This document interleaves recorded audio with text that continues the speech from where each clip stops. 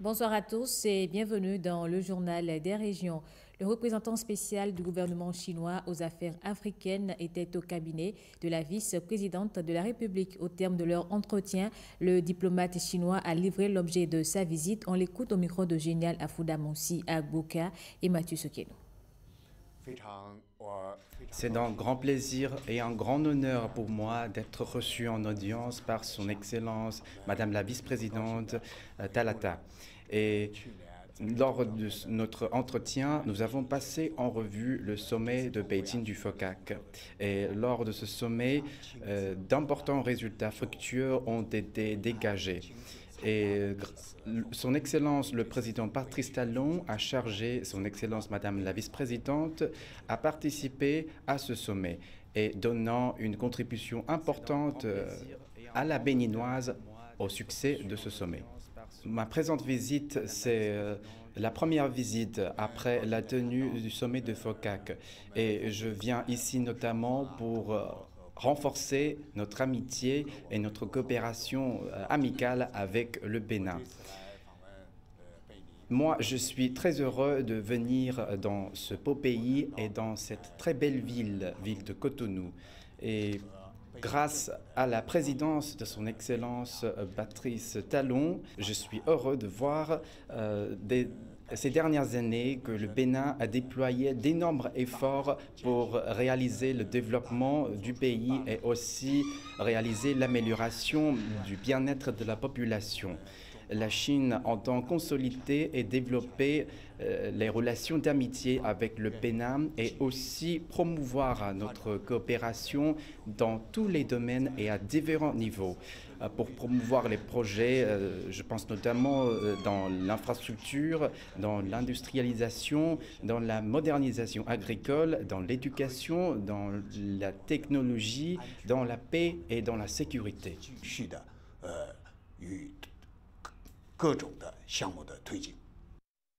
L'école maternelle de Agbagoulekpakpa dans la commune de Dassa vient d'être dotée d'un module de salle de classe. C'est une œuvre sociale de l'ONG Action Solidarité pour accompagner les efforts du gouvernement dans le secteur éducatif. La cérémonie d'inauguration a eu lieu en présence de nos reporters Pierrette Anayossi et Canel Capo. C'est la nouvelle facette que présente le complexe scolaire de Agbagoulekpakpa. Ce joyau, construit au profit des voitures de l'école maternelle de Agbagoulekpakpa, est une œuvre de l'ONG Action de Solidarité.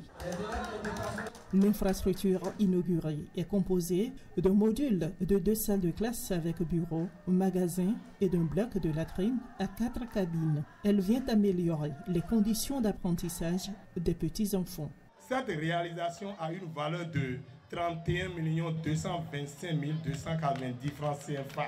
J'invite les enseignants et apprenants à faire un bon usage de ce joyau qui est maintenant à leur disposition. Il est extrêmement important pour la société que les femmes et les filles aient les mêmes possibilités d'éducation que les hommes et les garçons, et qu'elles puissent en profiter. L'ONG Action de Solidarité et ses partenaires ont aussi offert à cette école maternelle de petites chaises, des jeux de balançoire, de toboggans et plein de jouets instructifs. À cela s'ajoutent des poubelles pour un environnement sain. Nous exprimons ici notre profonde reconnaissance à tous nos partenaires qui sont représentés ici par la directrice Astrid Toda. Merci pour ce don inoubliable. Seul le Tout-Puissant pourra vous remercier. Ce qui nous revient, c'est de leur garantir la sécurité. Je vais essayer de défendre cela, de parler de cela, de reverser tout cela au conseil communal pour qu'on puisse sécuriser ce périmètre à travers une clôture. Cette réalisation de l'ONG Action de Solidarité n'est pas la première du genre. Depuis plusieurs années déjà, l'institution œuvre pour un cadre adéquat de travail au profit des apprenants de la maternelle jusqu'au secondaire sur l'ensemble du territoire national. Et dans le Koufo, précisément à Diakotomé, c'est le conseil communal qui multiplie les efforts pour assurer de meilleures conditions aux élèves et enseignants. Le maire et ses conseillers ont construit sur fonds propres 3 salles de classe assorties de bureaux dans 2 arrondissements, Evariste Zomoron et Samirat Tchabimane. Les infrastructures scolaires dans la commune de Diakotomé, malgré les efforts du gouvernement, sont toujours insuffisantes ou inadaptées. Toutes choses qui ne facilitent pas les situations de classe dans cette commune. Le maire et son conseil, soucieux de l'avenir de ses enfants, mettent à la disposition des écoles primaires publiques de Danvlé-Mihoué à Goromé et de Titichoué à Betoumé des modules de 3 salles de classe, le tout équipé avec un bureau, magasin plus latrine. Au niveau de l'école primaire publique de Titichoué dans Betoumé, les apprenants restaient sous les arbres pour suivre les cours. Nous, en tant qu'autorité communale, ça nous a interpellés. La même chose s'est produite à l'EPP d'Anvlé-Mihoué qui disposait d'un seul module de classe. Je voudrais dire merci au conseil communal qui a accepté l'inscription de ce projet dans le budget. Remercier aussi le secrétaire exécutif. Ces infrastructures scolaires sont comme une bouée de sauvetage pour les bénéficiaires qui se confondent en remerciements. Si jamais on a la malchance et c'est la pluie, alors les activités pédagogiques de cette journée-là, s'il y a même les rayons solaires, le maître est obligé de déplacer selon l'ombre du manguier. Aujourd'hui, c'est un jour historique pour l'école EPP Titichoué. Et c'est à la fille du maire, nous remercions sincèrement le gouvernement de M. Patrice Talon pour tout ce qu'il fait pour l'éducation nationale. Depuis 5 ans, nous recevons les cours sous les arbres, mais aujourd'hui, cela est conjugué au passé, grâce à vos efforts louables. Les apprenants de ces 2 écoles ont aujourd'hui, grâce aux efforts de la municipalité, les mêmes chances d'apprentissage et de réussite que la majorité des enfants béninois. C'est parti pour les travaux de curage mécanique du chenal de Gbaga sur les côtes du Bénin et du Togo. Ils sont en cours pour faire face aux problèmes d'inondation dans les villages riverains des 2 côtés. Il était important donc que tous les acteurs, aussi bien de la partie togolaise que de la partie béninoise, se mettent ensemble, s'entendent sur les thèmes de référence, sur le contenu des projets, mais également sur ce qui est attendu de chaque acteur pris à son niveau de décision. Le Bénin a conduit sa phase et c'est la phase du Togo qui démarre. Donc, ce sont plus ou moins des populations qui sont aguerries. Et donc, nous maintenons quand même la veille en matière de communication. Et je crois que c'est le lieu pour moi de leur rappeler leur mission. C'est de faciliter à l'entreprise prestataire sa mission sur le terrain, de l'accompagner autant que possible, afin qu'à l'arrivée, parce que ce projet est d'abord pour les communautés, et donc plus elle facilite l'exécution rapide de la mission, plus elles pourront tirer grand profit des bénéfices qui sont escomptés. C'est un bien pour la population, en ce sens que c'est de ça qu'ils vivent. Maintenant, au regard de l'avancement du chenal, ils souffraient un peu. Donc, en termes de revenus, ce n'est plus comme avant. C'est pourquoi l'État a jugé, bon, au vu des études qui ont été menées, de draguer un peu le lac. Au regard de cela, ceux qui sont en charge de le faire doivent le faire dans les normes préconisées par les 2 nations. Et j'espère qu'au cours de cet atelier, tout ce qui est dit, toutes les recommandations qui ont faites ici seront mises en œuvre. La population attend seulement que les travaux ne démarrent. Maintenant, pour leur accompagnement, elles sont prêtes à accompagner les entreprises qui ont eu le marché dans de bonnes conditions, pourvu que ces entreprises respectent les normes préconisées dans le cadre de chasse. C'est très important ce que nous disons. Si elles ne respectent pas, nos populations, vous les connaissez. Elles vont rien vous dire, mais elles vont se retirer. Les Vodou Days, on en parle encore. L'un des moments les plus attendus a été la prière des Béninois et des touristes d'obédiences diverses y ont pris part. Jérôme Rumbo nous propose un extrait de la cérémonie.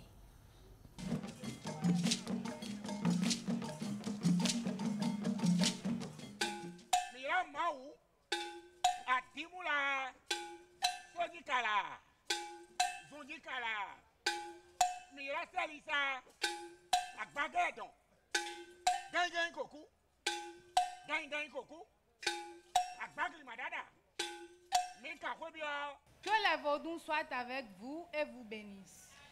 Soyez bénis pour l'honneur que vous faites au Bénin.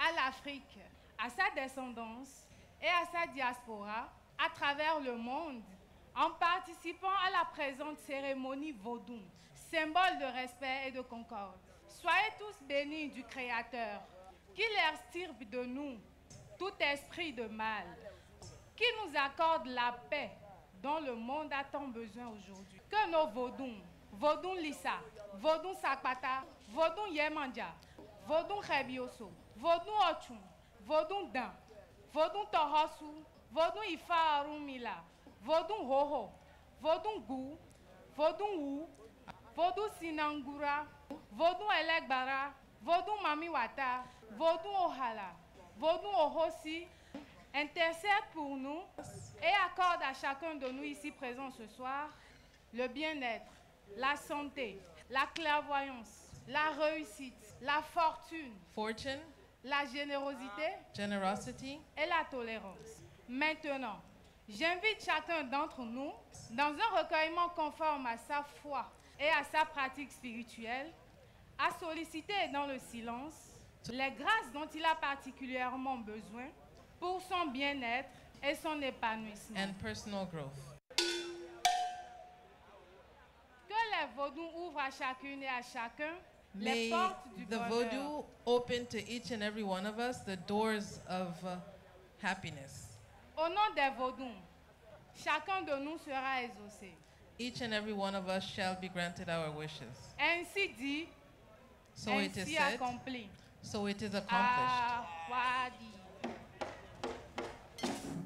Et à l'heure du bilan financier, quelles sont les retombées des Vodou Days pour le Bénin? Le porte-parole du gouvernement évoque ici la question au micro de William Aguirre, Patrick Egbenou et Ernest Tétigou. Les investissements autour de Vodou Days 2025, nous avions un budget d'un peu plus d'1 milliard. Mais on a dit tout à l'heure qu'il y a eu 435 000 personnes au moins qui sont arrivées à Ouida. Quand on aura fait la part des touristes qui sont arrivés, qui ont dormi 3, 4, 5 nuits à Ouida, où aucun hôtel n'avait aucune chambre disponible, des jours avant, ou dans les restaurants, les gens ont fait en une journée un chiffre d'affaires d'1 million, là où ils faisaient 50, 75 000 avant, où les stations-service ont vendu beaucoup de carburant. Quand vous voyez les milliers ou les dizaines de milliers de voitures qui ont convergé vers Ouida, et quand vous voyez ce que le Bénin aura gagné en visibilité mondiale, en aura, ça n'a pas de prix. Donc nous sortons largement gagnants de cette édition des Vodou Days. C'est comme hier, la polémique autour de l'Amazone. Mais aujourd'hui, l'Amazone de Cotonou, cette esplanade-là, attraction mondiale. Donc, les Vodou Days, ça coûte juste ce que ça doit coûter, sans plus, mais pour générer le maximum d'impact positif possible pour notre pays. Le milliard de dollars de prêts que nous venons de lever, avec un taux de maturité assez long, de 15 et 16 ans, cela va servir à quoi? Précisément, à renforcer l'œuvre de construction du Bénin moderne, du Bénin de nos rêves. Et vous devez avoir à l'esprit qu'on ne prête qu'aux riches. On ne prête qu'aux gens crédibles et en capacité de rembourser les créances qu'on leur fait. Si nous avons pu lever autant d'argent, et notez que c'est le premier pays africain en 2025 à le faire, ce financement, c'est pour renforcer les bases qui structurent le développement socio-économique de notre pays à travers des infrastructures modernes que nous mettons en place et pour lesquelles la tendance actuelle va se poursuivre. Alors, est-ce que nous sommes en capacité de rembourser? Est-ce que nous n'allons pas créer de nouvelles taxes? Le budget 2025 a été voté par l'Assemblée nationale. Quand vous le parcourez, il n'y a pas de nouvelles taxes créées. On n'a pas augmenté même les taux des taxes et impôts qui existent. Mieux, entre 2016 et aujourd'hui, nous avons réduit le nombre de taxes et autres prélèvements qui existaient au Bénin de 50 à une trentaine maximum aujourd'hui. C'est nous plutôt qui avons fait des efforts pour réduire les taxes plutôt que d'en créer. Mais par contre, ce qui change, c'est que nous faisons l'effort pour que tous ceux qui doivent payer, tous ceux qui doivent contribuer, puissent le faire, contrairement à avant, où la grande majorité de ceux qui devraient payer ne le faisaient pas. Les gens qui collectaient la TVA et qui la gardaient dans leur poche, alors que, par nature, la TVA, on sait très bien qu'elle est collectée pour l'État. Ce sont ces choses-là qui changent. Et c'est ça qui nous permet de mobiliser de plus en plus de ressources intérieures et d'aller sur les marchés solliciter le reste que nous n'avons pas. Et cet effort que nous faisons au plan interne, il faut saluer tous nos concitoyens qui comprennent que le pays se modernise, qu'on a besoin de faire nos propres efforts et qui contribuent de plus en plus volontairement. Et c'est la fin de ce journal. Merci à vous de l'avoir suivi.